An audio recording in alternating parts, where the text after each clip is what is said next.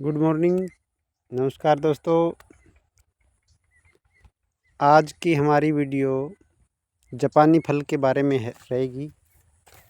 जिन साथियों ने अभी तक चैनल सब्सक्राइब नहीं किया वो सब्सक्राइब कर लें, क्योंकि हमारे चैनल पर सभी तरह के फलदार पौधों की टाइम पर वीडियो आती रहती है। एक ही झलक में आप देख सकते हो।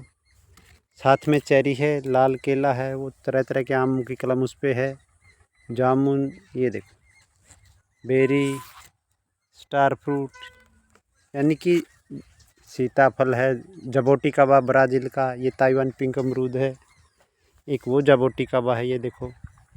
यानी कि एक ही गार्डन में 100 तरह के फ्रूट प्लांट हैं हमारे गांव पावड़ा, ज़िला हिसार, हरियाणा। तो फ्रूट हमारे जीवन का एक अहम हिस्सा है। इनके बारे में मैं जानकारी इसलिए देता रहता हूं क्योंकि कई साथियों की डिमांड आती कि भैया आपने तो अपना गार्डन सेट कर लिया, तो हमारे लिए भी कुछ जानकारी दे दिया करो। तो जब भी टाइम मिलता मुझे वीडियो बनाने का, तो मैं वीडियो ज़रूर बनाता हूँ फिर। तो सभी साथियों से निवेदन है कि चैनल को सब्सक्राइब कर लें, ताकि ज़्यादा से ज़्यादा लोगों तक हमारी वीडियो पहुँच सके। तो आज की जानकारी जापानी फल के बारे में है। पहले तो मैं आपको फल दिखा दूँ कि जापानी फल होता कैसा है। ये बड़े बड़े लाल लाल टमाटर जैसे, जो हिमाचल का जापानी फल है उसका साइज़ बड़ा रहता है, 250 ग्राम, 200 ग्राम से लेकर 250 ग्राम। लेकिन जो अपने जापानी फल निकला है इसका 50-60 ग्राम से ज़्यादा वज़न नहीं है। क्योंकि मैं किसी भी बात को बिल्कुल भी बढ़ा चढ़ा के कहने की मेरी आदत नहीं है। जो भी जानकारी रहेगी सत्य पर आधारित रहेगी।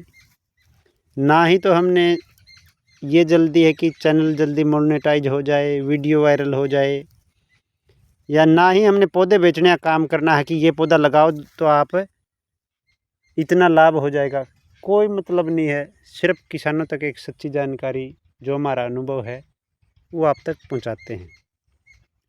तो फ्रूट साइज़ आपका 50-60 ग्राम रहेगा। हो सकता है ये पौधा छोटा, अभी 4 साल का हो सकता है, बड़ा होने पर कुछ फ्रूट साइज 100 ग्राम तक हो सकता है। दूसरी बात रही कि इसके पौधे किस तरह की मिट्टी में लगते हैं।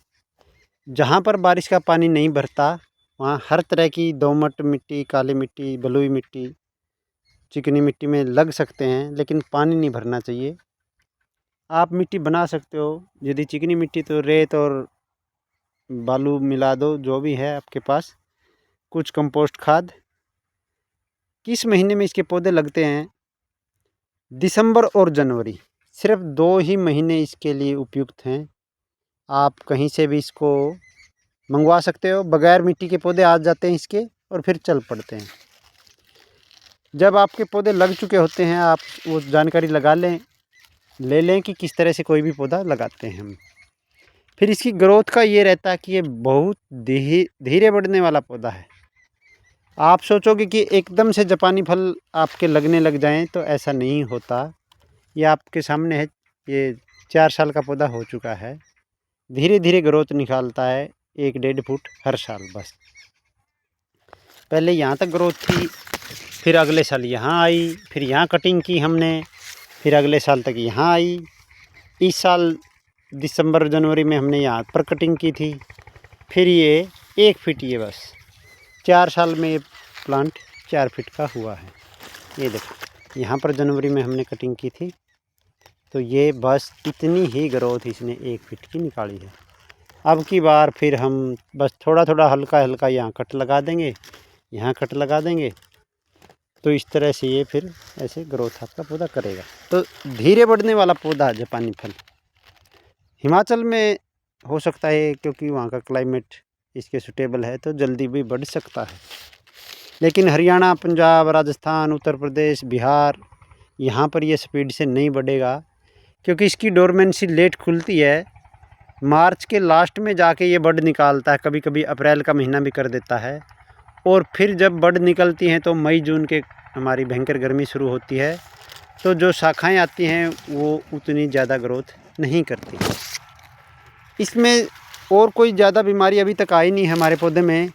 लेकिन जब ताज़ी पत्तियां आती हैं जुलाई के महीने में, तो इसको कुछ कीट पतंगे इसके किनारे काट देते हैं। ये देखो पत्ते दूर से देखने पे लगता है कि सारे ख़राब हैं, बेकार हो चुके हैं, लेकिन आप खोल के देखोगे तो सारे पत्ते पूरी तरह स्वस्थ हैं।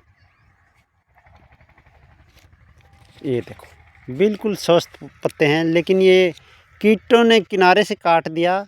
कुछ क्लाइमेट की वजह से हो सकता है, तो ये इस तरह से करली करली पत्ते दिखते हैं, लेकिन जब हम इनको खोल के देखते तो ये देखो पत्ते स्वस्थ हैं। इसमें पतझड़ आती है, दिसंबर जनवरी में अपने पूरे पत्ते गिरा देता है। अभी थोड़े दिन बाद इसमें पत्ते गिरने शुरू हो जाएंगे। इसमें एक तने की बीमारी आती है, देखो हमने ध्यान नहीं दिया, तो यहाँ से लेके और यहाँ तक इसमें ये तना सूखना बोलते हैं इसको, इस बीमारी की वजह से इसमें ये प्रॉब्लम हुई थी। फिर जिस दिन मैंने बोर्डो पेस्ट का मिश्रण किया उस दिन मुझे ये दिखाई दी। तो हमेशा अपने पौधों को हर 1-2 महीने बाद उनकी छाल को ध्यान से निरीक्षण करते रहें, ताकि ये ऐसी बीमारी ना आए। क्योंकि जब तक बोर्डो पेस्ट का मिश्रण नहीं किया था तब तक ये काई इस तरह से लगी हुई थी और उसमें दूर से दिखाई नहीं दिया कि इसमें तने का सूखना रोग लगा हुआ है। ये जानकारी रही। किसी तरह के इसमें ना ही तो फल में कीड़ा पड़ा है, ये देखो बिल्कुल स्वस्थ फल हैं। अमरूदों में कीड़े पड़े हैं, आगे किन्नू में कीड़ा है, लेकिन इसमें अभी फ्रूट फ्लाई ने किसी तरह का अटैक नहीं किया है, और ना ही इसके पत्तों पे कोई कीड़े खाने वाली इल्लियाँ आती हैं। हाँ, जो बीटल हैं जुलाई अगस्त के महीने में वो इसके पत्तियों को किनारे से खा लेते हैं, जैसे आम के ताज़े पत्तों खाते हैं ना, इसी तरह इसकी पत्तियों को भी खा लेते हैं। उसके लिए आप कोई नीम ऑयल या अन्य जो भी सूटेबल कीटनाशक हो आप उसका प्रयोग कर सकते हैं। मेरी राय में अब पूछो कि आप क्या कहते हो कि हमें जापानी फल लगाना चाहिए या नहीं लगाना चाहिए। मैं कहता हूँ कि आप अपने शौक़ के लिए 2 जापानी फल लगा सकते हो, इससे ज़्यादा की मैं सिफारिश नहीं करूँगा, क्योंकि जब तक मेरे उत्पादन ठीक से नहीं आएगा तब तक मैं किसी को सिफारिश नहीं करूँगा कि आप जापानी फल लगाओ। हाँ, यदि किसी गर्म मैदानी इलाके में पंजाब में हरियाणा में किसी के अच्छा रिजल्ट आया है तो आप उसको देख के अपनी मर्ज़ी से आप लगा सकते हो, लेकिन मेरी राय में क्योंकि मेरे रिजल्ट नहीं है और न ही मैंने कभी विजिट किया किसी ऐसी जगह का जहाँ ज़्यादा जापानी फल लगे हों हरियाणा पंजाब में, तब तक मैं सिफारिश नहीं करूँगा। अब बात करते कि इसका टेस्ट कैसा आता है। क्या जापानी फल हिमाचल वाले की तुलना में ये उतना ही मीठा है? हाँ, बिल्कुल टेस्ट में 1% भी अंतर नहीं है। मैंने अभी एक जापानी फल खाया है तो बिल्कुल टेस्ट सेम है। बहुत अच्छा मीठा टेस्ट है इसका, बल्कि यदि इसको हम 2-3 दिन रख दें तो और ज़्यादा टेस्ट आता है। लेकिन ये देखो, ये मैंने जापानी फल अभी खाया है तो पेड़ पे ही पक चुका था, लेकिन हिमाचल का अभी 10-15 दिन में आपको जापानी फल खाने को मिलेगा। यहाँ हमारे 15-20 दिन पहले जापानी फल पक जाता है गर्मी की वजह से। तो जानकारी कैसी लगी कमेंट करके अवश्य बताएं। धन्यवाद।